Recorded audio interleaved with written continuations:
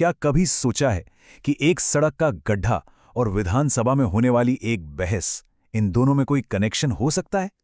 शायद सुनने में अजीब लगे, लेकिन आज हम इन्हीं दो अलग अलग लगने वाली कहानियों को जोड़कर देखेंगे और समझने की कोशिश करेंगे कि एक नागरिक के तौर पर सरकार से हमारी उम्मीदें और सरकार की जिम्मेदारियां आखिर हैं क्या। ये तस्वीर देखिए, ग्रेटर नोएडा की है, 16 जनवरी की एक धुंध भरी रात। और इसी रात 27 साल के एक नौजवान, एक टेक एक्सपर्ट युवराज मेहता की जिंदगी एक ऐसे मोड़ पर आकर रुक गई जहां असल में कोई मोड़ था ही नहीं।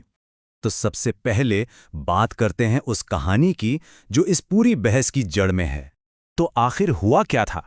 देखिए, 16 जनवरी की रात युवराज की कार एक अंधेरे पानी से भरे कंस्ट्रक्शन के गड्ढे में जा गिरी। रात के करीब 12:18 पर किसी ने मदद के लिए पहली कॉल भी की, लेकिन सोचिए, उस सबसे जरूरी वक्त में सिस्टम पूरी तरह से फेल हो गया। रेस्क्यू ऑपरेशन में इतनी ज्यादा देर हो गई कि अगली सुबह तक नेशनल डिजास्टर रिस्पांस फोर्स को उनकी बॉडी रिकवर करनी पड़ी। वहां एक चश्मदीद राजकुमार भी थे। उन्होंने जो सुना वो सच में दिल दहला देने वाला था। बस एक आवाज, बचाओ बचाओ। ये सिर्फ 2 शब्द नहीं है, इसमें उस रात की पूरी बेबसी, पूरी तकलीफ छिपी हुई है। अब सवाल ये उठता है कि ये सिर्फ एक हादसा था या फिर एक सिस्टम की लापरवाही। चलिए थोड़ा और गहराई में जाते हैं। देखिए, ये कोई एक गलती नहीं थी, ये तो गलतियों की एक पूरी चेन थी। जरा सोचिए, जिस गड्ढे में कार गिरी उसके आसपास ना कोई फेंसिंग थी, ना कोई वार्निंग साइन, ना कोई लाइट, कुछ भी नहीं। और तो और, जब मदद की जरूरत पड़ी तो इमरजेंसी सर्विसेज का रिस्पांस भी बहुत धीमा और बेअसर रहा।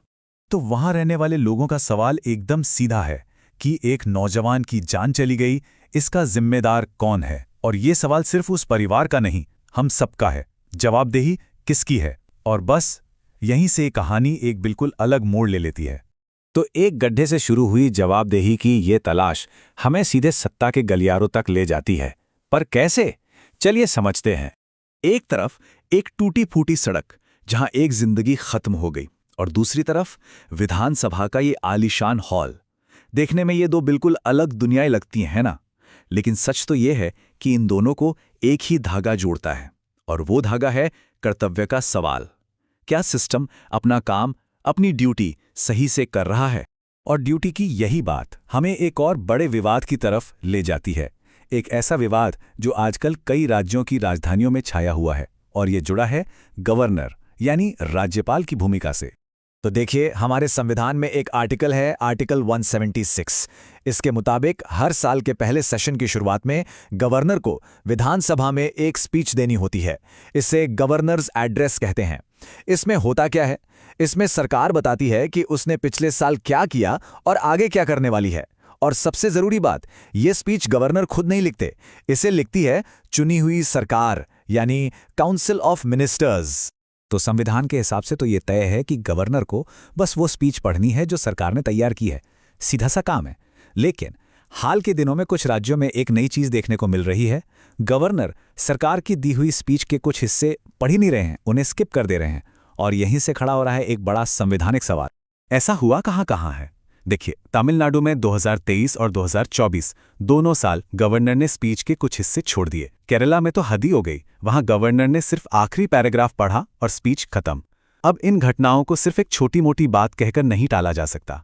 इसे एक्सपर्ट्स चुनी हुई सरकार के अधिकारों को कमजोर करने की कोशिश के तौर पर देख रहे हैं।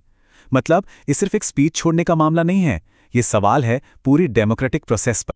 तो अब इन दोनों कहानियों को एक साथ रखकर देखते हैं। एक तरफ सड़क का गड्ढा और दूसरी तरफ विधानसभा का टकराव। इन दोनों तस्वीरों को जरा एक साथ देखिए। एक तरफ एक जानलेवा गड्ढा, ये दिखाता है नागरिकों की सुरक्षा को लेकर लापरवाही, और दूसरी तरफ विधानसभा में संवैधानिक नियमों का टकराव, ये दिखाता है नियमों और प्रक्रिया के लिए अनादर। तो क्या ये दो अलग अलग परेशानियां हैं? नहीं, ये असल में एक ही बड़ी बीमारी के दो अलग अलग लक्षण हैं। एक तरफ है इंफ्रास्ट्रक्चर का फेलियर और दूसरी तरफ है एक इंस्टीट्यूशन का फेलियर। और यही इन दोनों कहानियों का कनेक्शन है। चाहे बात एक असुरक्षित सड़क की हो या संवैधानिक परंपराओं को तोड़ने की, दोनों ही मामलों में स्टेट यानी सरकार अपने सबसे बुनियादी कर्तव्य, अपने नागरिकों के प्रति अपनी जिम्मेदारी निभाने में कहीं ना कहीं चूक रही है।